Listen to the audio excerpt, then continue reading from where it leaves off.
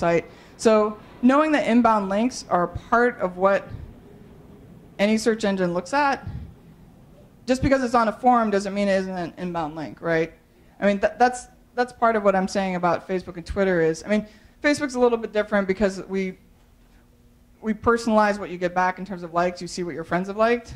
But if you think about the fact that blogs and forums have been around for a long time, they represent links or recommendations, like reviews to other sites. This is all part of the magic. All part of the magic set of signals that everybody takes on in terms of understanding how high your particular site ranks for auto mechanics. That kind of helps maybe think about or demystify the social linking part of SEO, SEM, right? And I was really careful when I talked about the Wired articles that my friends had liked. That's an answer. It's not necessarily at the top of the page, but it shows up as a concrete chunk inside the search engine results labeled as, your Facebook friends have liked this. So you know what context you're getting that chunk. You know what context it's been elevated in the ranking, if you like. I mean, it's not a true search engine results ranking per se, but you're definitely seeing it higher than maybe algorithmically those individual links would have shown up, right? Again, we're still figuring out how to signal people, whether we're giving them too much information or not, whether people care, but we think this is an important way to help you filter the information. I hope that helps a little bit. You can always bug me after this, too. Just sort of a follow-up on that. Is there ever an opportunity for me to choose on Bing or any search engine how I want my search to come up? Like toggle things on or off? I mean, what would it be like for me to have my own choices of search? Yeah, I think some of that, it's sort of there's a controversy about, again, and that's why I say we have to experiment with this stuff, around too much personalization and you won't hear about stuff that you didn't know you would have liked to have known, right? So too much personalization will put you in the filter bubble, as one of the famous TED speakers once said, right? On the other hand, like I've spent the whole hour saying, like, if we ignore the social data, we're ignoring this gold mine of information about what human beings really want out of these algorithmically piled pages of search engines, right? I mean, we have to walk a fine line between giving you stuff that is completely customizable,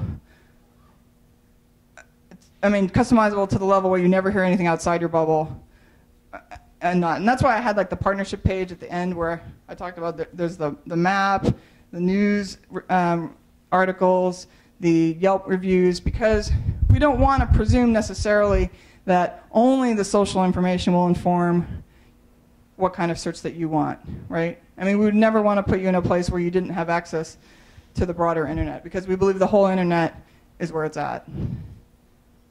And I mean, there are some site things you can type into the search box that limit, to a particular domain or that kind of fiddling with your query.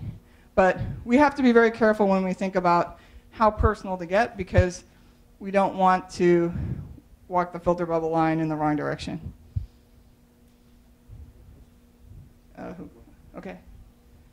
I was just curious, being a millennial myself, if there's information about how the generation following us is deals with all of this, like those who are the 20 and under, because they have access to Facebook and social media, but I haven't really seen if is it the digital native thing that's affecting how much we use social to inform our decisions, or is it just how young we are that we depend on other opinions?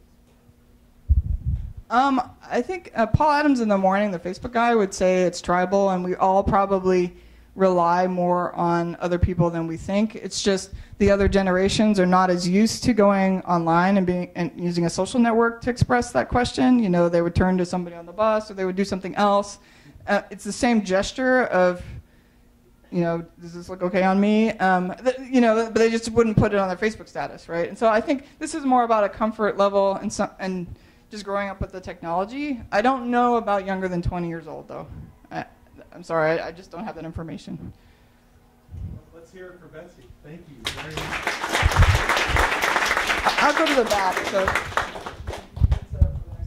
Yeah, this isn't working. This one's not working. We're going to take a few minutes to set up one more time. Betsy's going to be in the back for those who want to talk to her.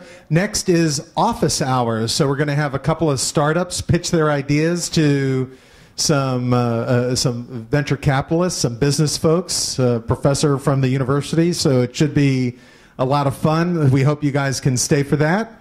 And we'll get started in 10 minutes. So you got a few minutes, bathroom break, get a drink, something along that line. See you back here in 10.